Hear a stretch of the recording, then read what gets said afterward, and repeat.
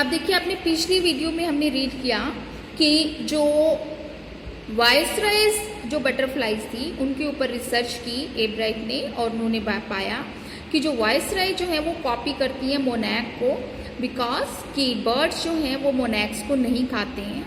फिर उन्होंने रिसर्च की कि ऐसा दूसरे लोगों ने दिखाया है, और इसी को अपने प्रोजेक्ट का टॉपिक बनाया, जिसमें उन्हें ज़ूलॉजी डिवीज़न में फर्स्ट प्राइज़ और ओवरऑल काउंटी प्रोजेक्ट में थर्ड प्राइज़ मिला।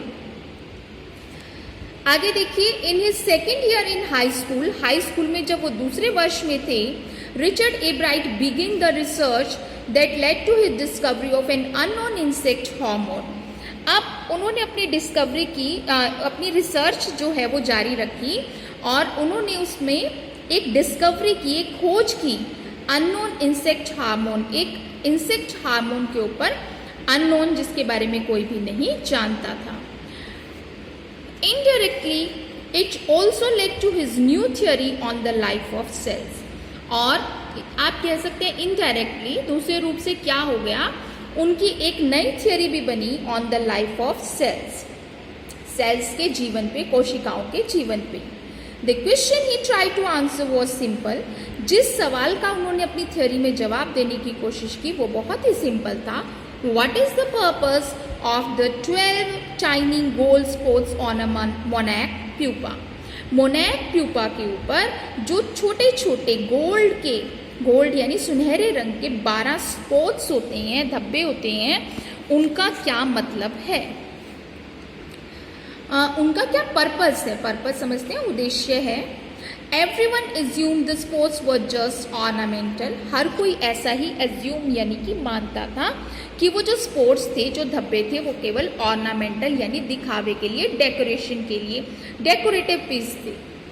एब्राइट said, but doctor Urquhart did not believe it. पर डॉक्टर आर्कवार्ड जो है इस पर विश्वास नहीं करते थे।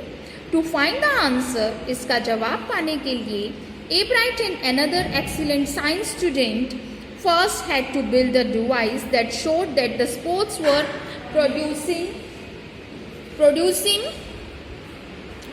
a hormone necessary for the butterfly's full development.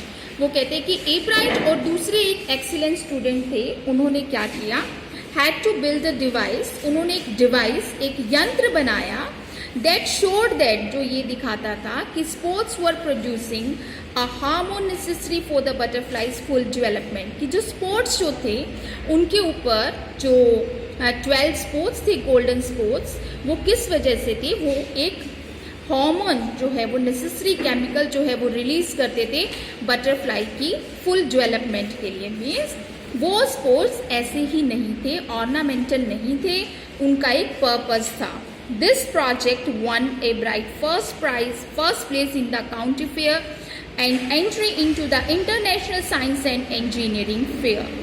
और इस प्रोजेक्ट से एब्राइट को फर्स्ट पोजीशन मिली काउंटी फेयर में, और उनको इंटरनेशनल साइंस फेयर में भी क्या हुआ, एंट्री मिल गई, और इंटरनेशनल साइंस और इंजीनियरिंग फेयर में भी एंट्री मिल गई।